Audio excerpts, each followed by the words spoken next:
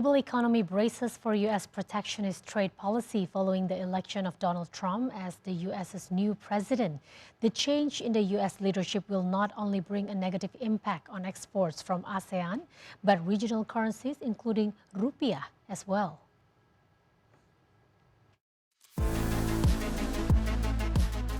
Donald Trump has threatened to impose a series of high tariffs or import taxes on 60% on all goods from China and 20% on goods the U.S. imports from elsewhere. Southeast Asian countries, most of which are export-oriented economies, face the risk of lower exports to the U.S. due to Trump's 20% tariff threat. This year, the U.S. overtook China as Southeast Asia's largest export market, and as much as 15% of the region's exports go to the U.S. Any substantive reduction in these exports due to the tariff could hit the region's economies hard.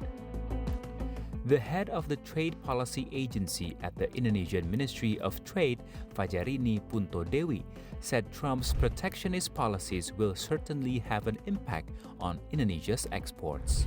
Looking back at Trump's first presidential term from 2016 to 2020, Fajarini said Indonesia's export performance remained positive. In the last 2 years of that period, the Indonesia-US trade balance recorded surpluses of $27.1 billion in 2019 and $27.2 billion in 2020. However, Indonesia's exports surged dramatically after the end of Trump's first term.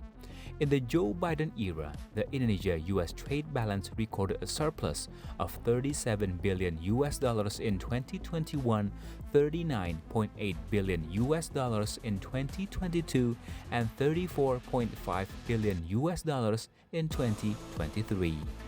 So far, the United States has been one of Indonesia's top export destinations. Last year, exports to the U.S. accounted for 9.57% of Indonesia's total exports. The U.S. is second only to China, which has a share of 25.66%. The total value of Indonesia's exports to the U.S. reached $23.2 billion.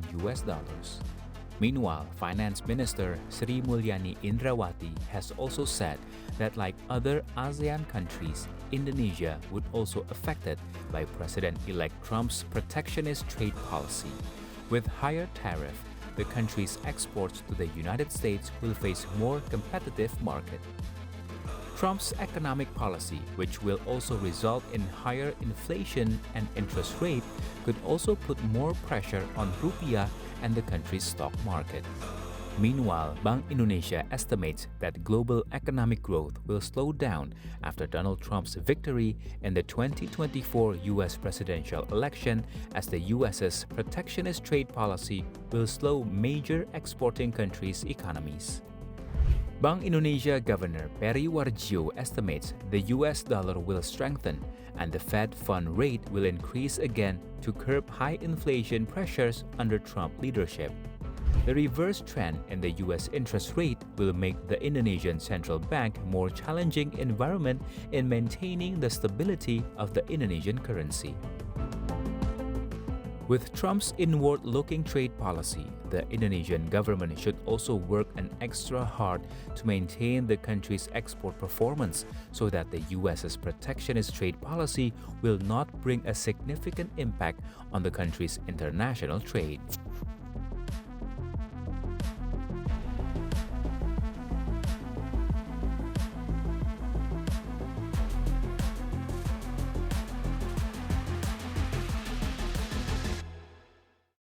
Let's go to our discussion today. President-elect Donald Trump has threatened to impose an import tariff of up to 60% to support his America First policy. So today our guest, Bapak Ahmad Mikail Zaini, the chief economist at Sucor Sekuritas, he will comment on Trump's protectionist policy and its impact on Indonesia. Hello, welcome, Pak Ahmad, to Economic Outlook. Well, President Trump has threatened to impose this tariff between 20% and 60%. This is a huge number, Pak Ahmad. What will be the impact of Trump's protectionist policy to Indonesia then if this really happens? Yeah, I think it will affect negatively for the global trade transactions. At least Trump's policy will affect three aspects. Yeah. First, I think the global trade growth will decline. This year, global trade is about 3.2% based on IMF estimations, and then maybe it will slow down for the next year or maybe for the medium terms. And then it will depress global economic growth because now global economy is highly integrated, one country to another's. And then we will have also the fragmentations of the global trade. We will have multipolar worlds. The global trade between countries will be fragmented into regional economic forum, for instance. Then it will increase the cost actually. And then we also have disruptions in foreign direct investment. I think many companies work overseas will reallocate their factories in many places to reduce the cost due to this tariff.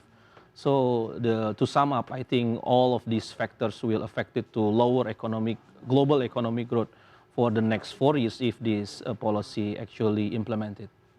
This sounds pretty scary, just hearing all this possible effects of Trump's protectionist policy. And Indonesia will also have to face 20 import tariffs in the US. How severe will this have an impact on our own exports later on? Yeah, fortunately, our export is mainly determined by the commodity price actually. The bulk of our non-oil and gas export still on commodity based product. So our export performance will be much more rely on the prices rather than the tariff. So actually, fortunately, we will still survive for this Trump's policy. As long as the commodity price stay at high level, then I think Indonesia can still run the trade surplus in the medium terms. So I don't think this will affect significantly. And then also our export and import to GDP share is only about 30%. So basically, we still rely on our domestic spending to boost our economic growth. So for instance, if this actually affected our export activity, then the government can handle this by maybe can increase the domestic spending through many stimulus from the domestic side. So we need to be smart on using our own terms. Yes. Now, this high import tariff imposed by the US also have another possible effect later, which may force China to dump its cheap goods in other Asian countries, including, of course, Indonesia. With this condition, what should Indonesia do to boost its exports then? Yeah, I think Indonesia has to implement several strategies. First, I think we have to impose a higher tariff for China's product, which can be identified as dumping products. So basically, our government have done those policy like increase the tariff for ceramic product and textile products, for instance. Then the government can use this higher tariff widely for many products if the government can identify this is dumping products. So and then of course to boost tariff under these circumstances, I think the government should boost the global supply chain participation strategy. Government has to increase the added value of our export. Like I said before, our export still determined by the commodities. So basically, how to increase the value added of these commodities product? We have to downstream many commodities product such as CPO, chocolate, coffee, rubber, for instance, to create more jobs. I think we have a lot of space on these commodities, and we still have a lot of room to boost our export. Okay, as you mentioned just now, we have our own goods such as chocolate, also coffee. But however, the fact is we still rely so much on our exports to China as well as to America. How then can we decrease our dependence to these two big countries that has so much power over the economy in the world? Yeah, I think we still can maintain both markets, maximize the both market.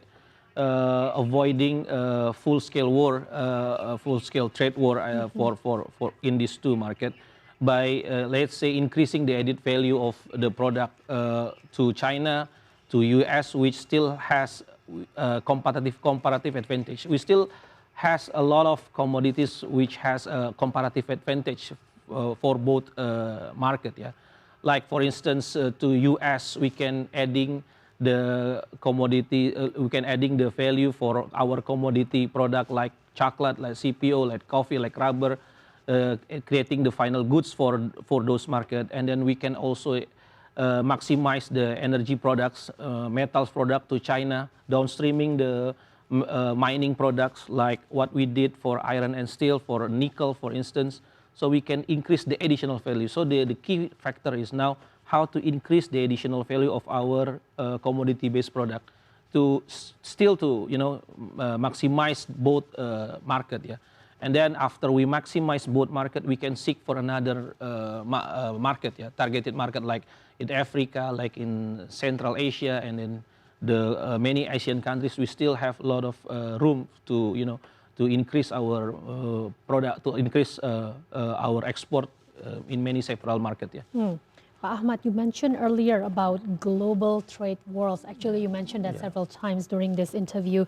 How do you see the possibility of these trade wars among countries that is due to happen if this U.S. protectionist trade policy has been implemented then?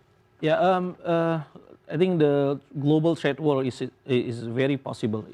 It is likely to happen if Trump policy finally imposed, and then it will react for another country to retaliate, like for instance China retaliate for this tariff, then I think we will facing global trade wars. So yeah, I think for us this is not a challenge, but I think this is for opportunity. We can using this global trade as an opportunity for those two countries to reallocate their factories to Indonesia. For instance, for Chinese EV cars, for instance, if they want to avoid tariff, new tariff imposed by Trump, then maybe we can attract more EV cars from China to reallocate their factories to Indonesia. And this is, we can also do the same thing with the US, for instance. If the US want to avoid tariff imposed from China, I think we can attract many companies from United States to reallocate their factories to Indonesia. So we can play both sides actually from this global trade. So you're saying there is actually an opportunity that can be taken from the situation when Yes. it happens. Yes. All right. Now, the Trump's America's First policy could also lead to a very high inflation rate, which could in turn reserve the Federal Reserve's interest cut plan. What will happen with the rupiah as well as the stock market with the U.S. possible high interest rate policy then? Yeah, I think it will be affected negatively to our rupiah exchange rate, like what happened for the last 2 months. Yeah, rupiah depreciated after the U.S. Treasury yield spiked about 100 basis points. But we have to also see more clear about the Trump policy. Trump policy is not only about increasing the deficit, but the Trump wants also to reduce the energy prices. So if the Trump success to reduce the energy prices like oil, then we will get the benefit. So actually, if the Trump increase the government deficit, but at the same time Trump reduce the oil price, it will affect more positive for the Indonesian market. So actually, if the energy price down, then Indonesian rupiah can appreciate it, and then the government bond yield will decline much faster, and then it will create a room for the Fed to cut even the Fed fund rate deeper. So actually, the Trump policy actually balance in terms of the inflation prospect. So if the energy prices drop much faster than the tariff, then I think the final result is the yield will drop significantly, and then it will attract more capital inflow to Indonesia. So we have to wait more clearer about this Trump policy, but I think the Trump policy at least in the short term will be much more positive for Indonesians capital market. Okay, so that's the good news that we see here. Yeah. With that being said, though, when this happens, our President Prabowo has said that he really hopes for a really big increase in our economic growth for the next 5 years, and he has already targeted of achieving 8%. How will Trump's protectionist policy then affect our economic growth? Yeah, I think, like I said before, as long as we can increase the value added of our export goods through the manufacturing activity.